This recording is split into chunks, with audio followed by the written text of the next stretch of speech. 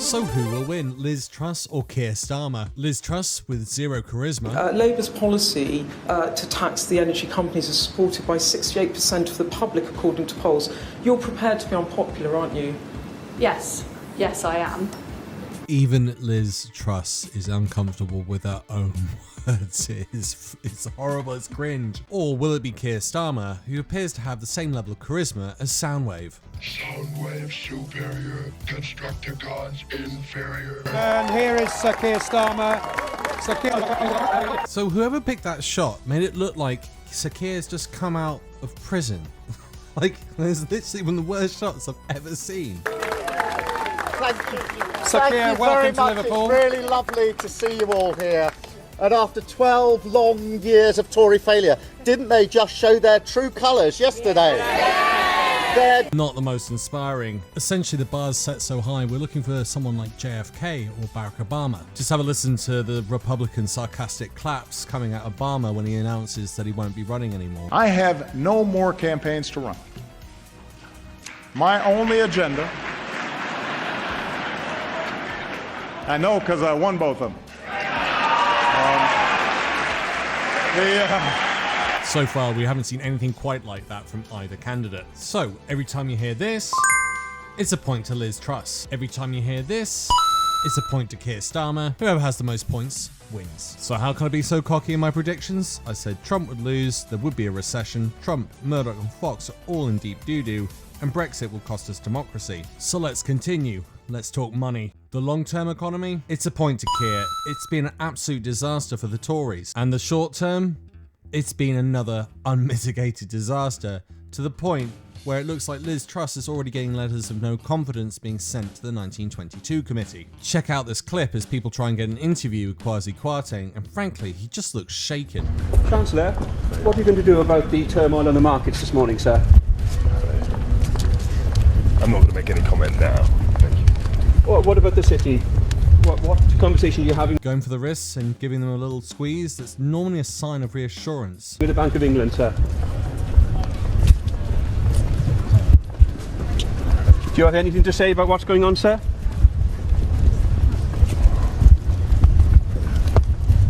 And when you start looking at all the actual statistics, it's chilling reading for what's happened to the UK economy. UK households are the worst hit by rising energy costs in Western Europe. GDP has sunk from 2015 to 22 to 10% below Sweden, Italy, Spain. Exports have hit an all-time low ever since Brexit, with the UK trade deficit at an all-time high. Under the Conservatives, the UK will have the lowest growth in the G7 next year. And according to the Financial Times, the UK has a far bigger inflation problem than the Eurozone. And according to economist Adam Posson, 80% of that has been created by Brexit. That's 2 points to Keir Starmer. Foreign military failure. Well, Afghanistan, which really did upset a lot of the public and a lot of people within the military. This is an image of Ben McBean. He is an Afghan war vet from the UK, and here are his views on what the government have done by pulling out of Afghanistan. And, you know, I've been injured 14 years, I've been trying to stay positive and always try and take the good out of the bad kind of thing, and I've always had in the back of my mind, like, this happened for a reason, because we did this, or we were trying to do that. And all of that's gone, and then, you know, you've got a government talking during the pandemic about being patriotic and, you know, Union Jack flags in the background on your Zoom. Build schools. And, Well, you helped with education, didn't you? You can build Girls. schools, you can send young girls to be educated or whatever, which is great. And I could then say, oh, well, at least if some kids were educated, that's fine. But in today's time now, with what's happened, just walking away, those same girls, can they use their education? No, they've got to burn their certificates in case they get caught out that they've been educated and they're dead. Another point to Keir. However, with Ukraine, the Tory party managed to pull it out the bag. Now, a lot of that's going to be left over with Boris Johnson, and we can see that by the way that Zelensky has reacted to having Boris come over on multiple occasions. But as we can connect it to the party, I would say that was a foreign military success at present, and give that point over to Liz Truss. Council and mayoral elections wasn't much of a shift with the mayoral elections, but there was a huge shift in the council elections, and the Conservatives got absolutely thumped. So that's going to be a point towards Keir Starmer. When it came to a contest within their own party, the Tories definitely had it at the worst end. Keir Starmer's been shown to be quite stable throughout all that period, but the Conservatives, with Rishi versus Liz, was extremely catty in its arguments and divisiveness. Involving Nadine Dorries, the Culture Secretary, one of your supporters, Liz Truss, in which she compared favourably your thriftiness as far as your earrings are concerned with Rishi Sunak's choice of expensive footwear and even more expensive suits. The serious point here is, does this matter? We could also cite the fact that the media are now saying that there's another vote of no confidence coming, with MPs writing into the 1922 committee. So that is another point to Keir. There has been a ton of social unrest underneath the Tory government. And even under the first 20 days of Liz Truss, we saw social unrest taking place in Leicester. So another point to Keir Starmer.